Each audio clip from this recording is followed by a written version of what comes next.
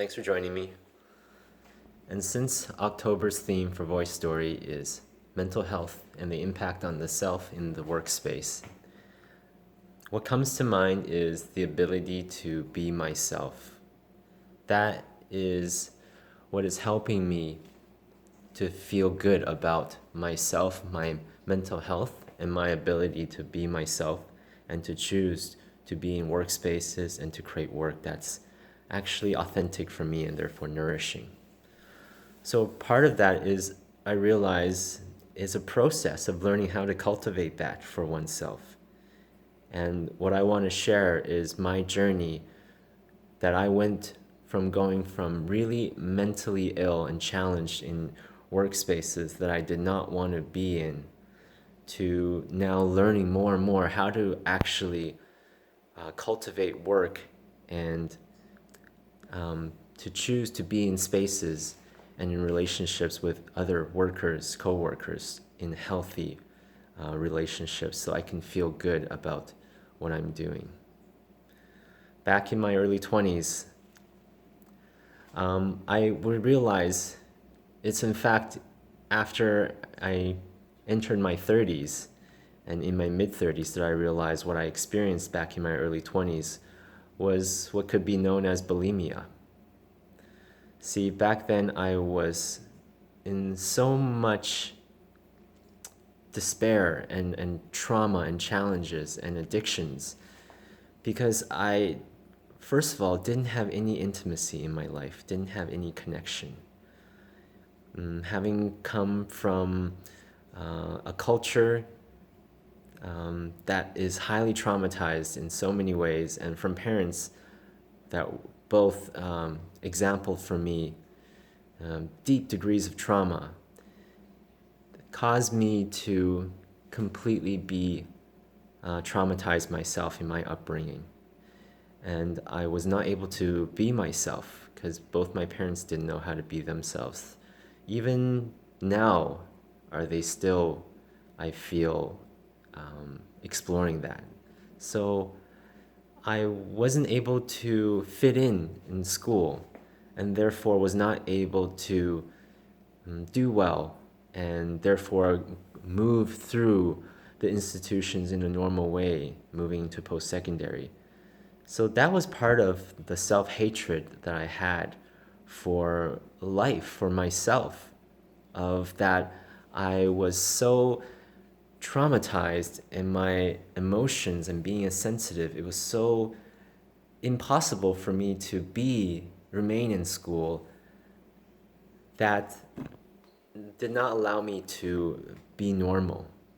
And so I was just working minimum wage fast food jobs and retail jobs that it was really challenging for me because of the relationship I had with my thoughts, with the ways I was judging myself, thinking that I was useless because I was only able to work like fast food jobs, and that I was never going to be able to have the emotional capacity and the interpersonal abilities to be able to, go to post-secondary and start developing a career so I can be a normal member of society and a regular and a normal member of my race and my class, if you will.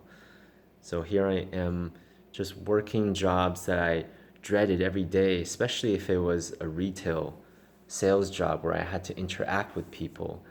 And there was a chance of me fumbling my words and having dealt with so much depression and social phobia and anxiety throughout junior high and high school. By the time I left that environment, without having completed high school, all I gave permission for myself to be a part of was very much what society conditioned me to believe, which is if I can't go to school, then I'm a useless, worthless failure, and all I have are just minimum wage jobs. So, and that's what I held myself to. That's what I thought all I had, and therefore I created that in my reality because I believed it. But that belief was so painful because it was not my truth. It was not the truth of my possibilities, but that's what I believed, and therefore I created an intense dysfunction within myself, within my mind and my psyche, my consciousness. So therefore my mind kept telling a story of how worthless I am and how useless I am. And being in environments, these kind of work environments where it very much attracted a lot of people that were choosing more of a dead end pathway for themselves. Sometimes due to trauma, sometimes due to other kinds of challenges that I'm not aware of.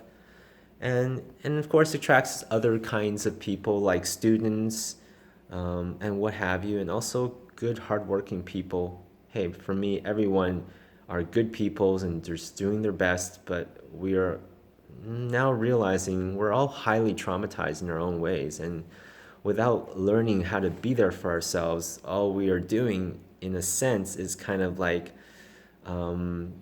creating more traumas and sharing with each other the reverberations of our expressions of the traumas and the dynamics, and being in workspaces where people are not really wanting to be there or enjoying themselves, there's going to be that negative energy soup that gets created. And for me, having to be part of those energies, dynamics, spaces was very tough on me. And so the pattern I created was thinking my lot in life was completely just, there's no hope of me being able to get out of that phase. In fact, my belief was that I would eventually most likely end up homeless because I was so emotionally, chaotic, misbalanced, in turmoil, sensitive. So therefore, I didn't have hope that I would be able to balance out my personality, my emotions, in order to be a normal part of society.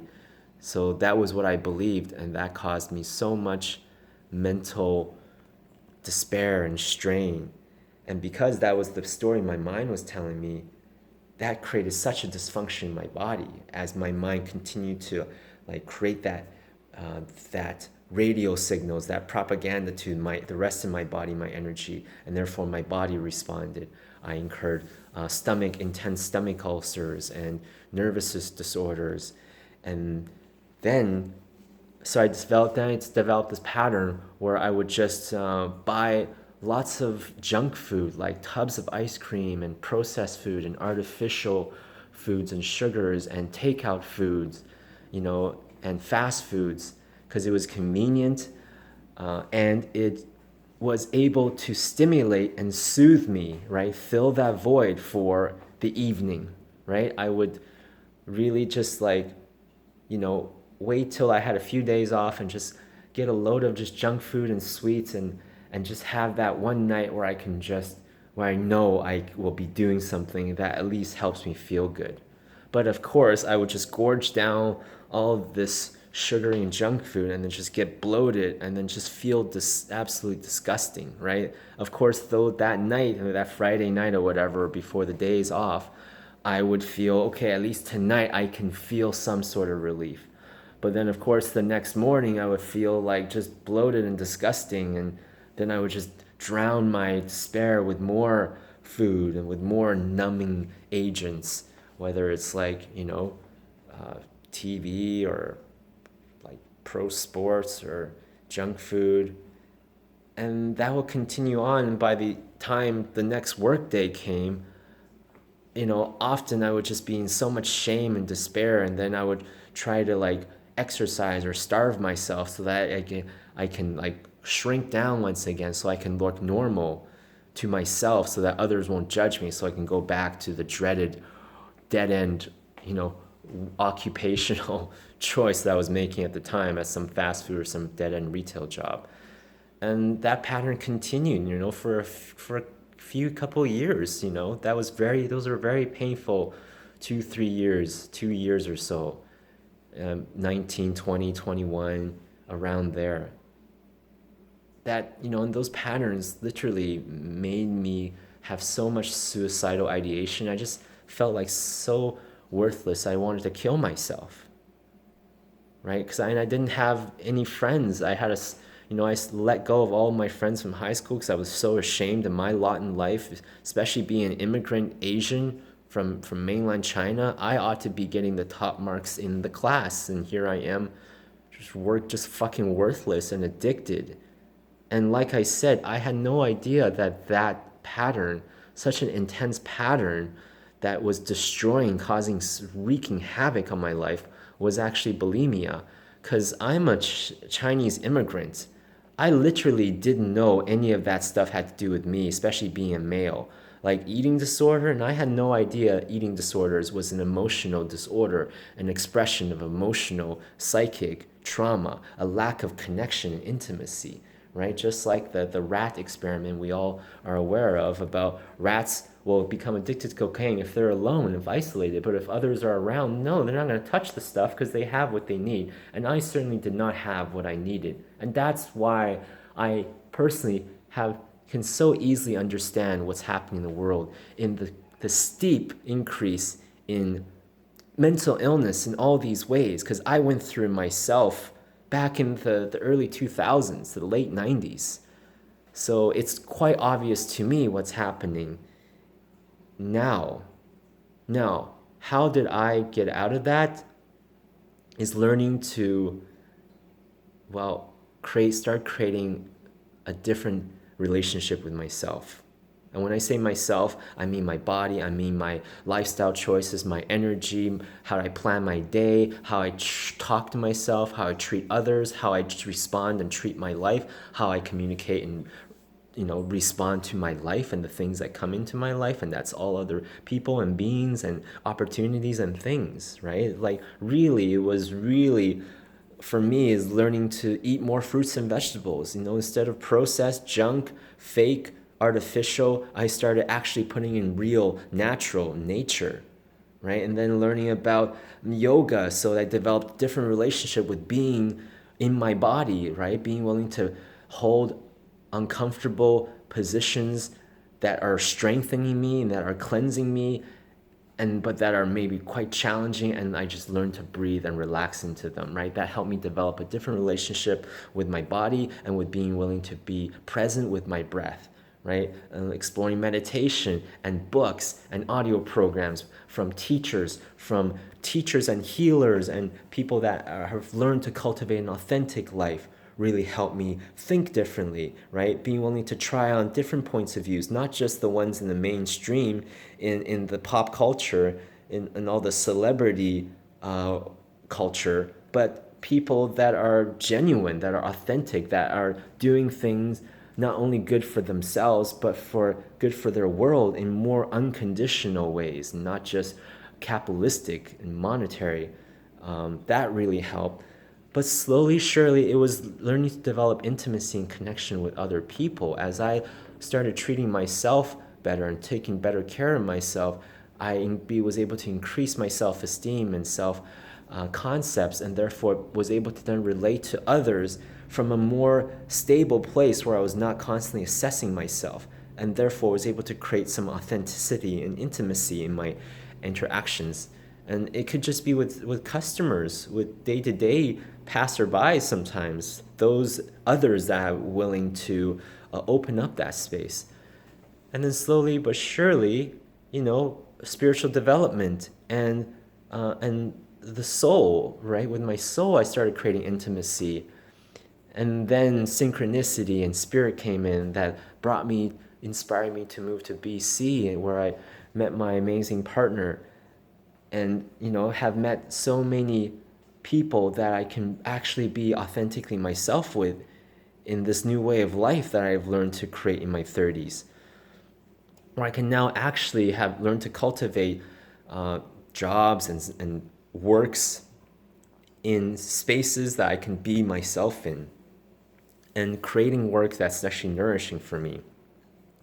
And over the course of my 20s, I learned how to cultivate the life choices, the lifestyle that will actually support me in me having the energy and having the clarity and having in the environment to be able to be myself and to be clear and to be present.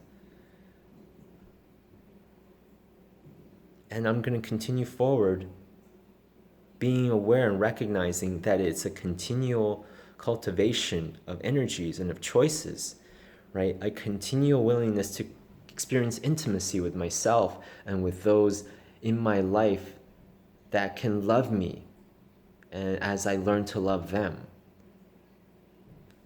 And so now I am very grateful I went through those intense years of often feeling in despair and hopeless and in so much emotional, mental pain, and often physical challenge and pain as well. So now I see it as it was a great blessing to me as I continue to choose to turn the pain I experienced into present wisdom, and that as I feel the opportunity. So, and part of it is understanding, like I said, I didn't even know that I went through bulimia and that was an eating disorder, because I literally didn't know that men can get it. And then being from an immigrant family and from a different cultural, I didn't know any of that stuff was valid. I was conditioned to be very simplistic and one-dimensional in my psyche, in my personalities, in my identities of myself and my life. But now we're starting to understand, I'm starting to understand that all of us are traumatized and challenged in our different ways, right? Often, most cases in childhood, if not all. And it will be expressed in these different expressions of these dysfunctions. And it's to really look at that and those expressions of that dysfunction, those expressions of mental illness in the workspaces I was a part of that challenged me so much, provided the experiences and that gave me the desire to change, to want to experience something differently. And that willingness to explore that desire and try new things has helped me discover the choices, the quality that I can choose to take with myself in my life, so that I can see my life and the experiences I've had and make peace with them, learn to forgive myself, and choose to see it as worthy. Choose to see it as worthwhile, because I am worthy and I am worthwhile. And I believe each one of us truly is, but it's up to each one of us to choose to become aware of that, to understand that for ourselves, and choose to create a different quality with ourselves in our own life. Because each of us, I believe, is sharing that quality with the rest of us. Thank you for your time.